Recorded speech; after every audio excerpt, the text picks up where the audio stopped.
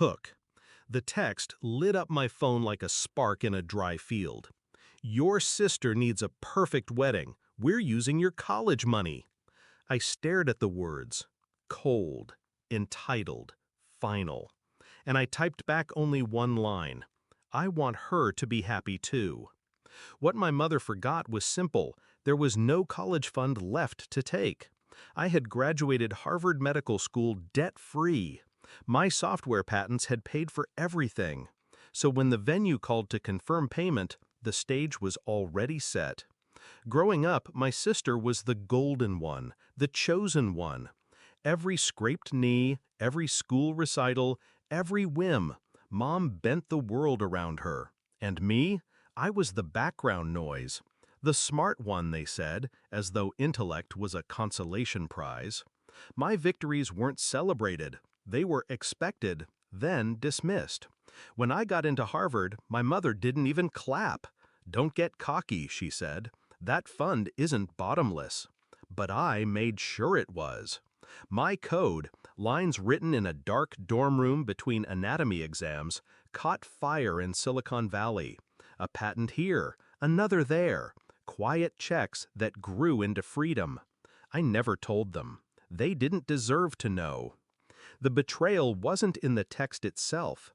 It was in the assumption, the certainty that what was mine was always theirs, that my years of sacrifice could be siphoned off for centerpieces and champagne toasts. I scrolled through their group chat later, hidden from their eyes. Plans stacked up, floral arches, a string quartet, lobster towers. My mother bragging, the fund will cover it, no need to worry. They didn't even ask. They didn't think they needed to. That was when the cold clarity settled in. They thought I was still a child clutching at their approval. They had no idea who I had become. I didn't rage. Rage leaves fingerprints. I planned. I called the venue myself. Calm, professional, like the surgeon I'd trained to be. Yes, I'm the one associated with the family's account, I said. I'd like to make some adjustments. The manager hesitated. I could hear the clicking of her keyboard. Of course, what adjustments? Payment structure, I replied. No charges until full verification of the funding source. I'll provide documentation. She agreed. Business is easier when you sound like you're holding the strings. Then I called my attorney, not for battle, but for paperwork. Transfers, proof, a firewall of contracts that made one thing clear: my so-called college fund was mine, inaccessible to anyone else. I waited, silent, watching. 2 weeks before the wedding, my sister called, chirping in my ear. "The venue's perfect. It'll be the most beautiful day of my life." I murmured agreement, let her spin her fantasies. I almost pitied her. Almost.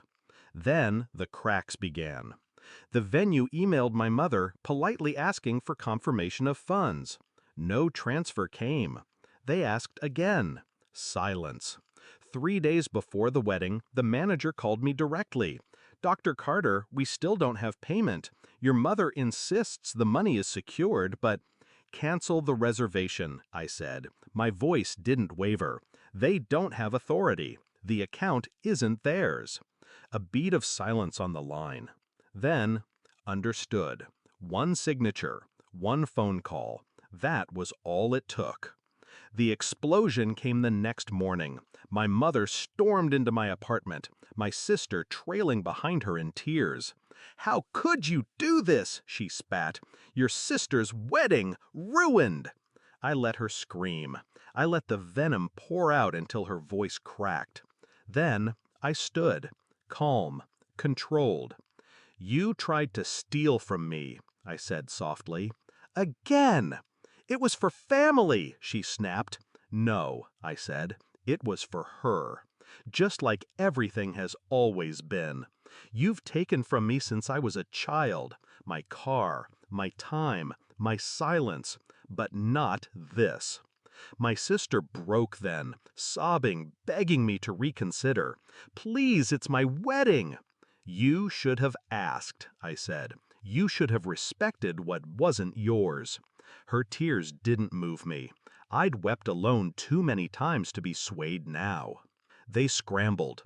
They found a dingy hall across town, decorated with plastic tablecloths and dollar store candles. The photos looked lifeless. The perfect day my mother promised had crumbled into mediocrity. And I attended a conference in Geneva that week. My name on the program, my patents projected on a screen, applause ringing louder than any wedding bells. I thought about their faces as the venue doors stayed locked, about my mother's voice shrill with disbelief when entitlement finally met a wall. It wasn't rage I felt then, not even triumph. It was peace, because for the first time in my life, they couldn't touch me, and they finally learned the truth. The boy they dismissed had grown into a man they couldn't control.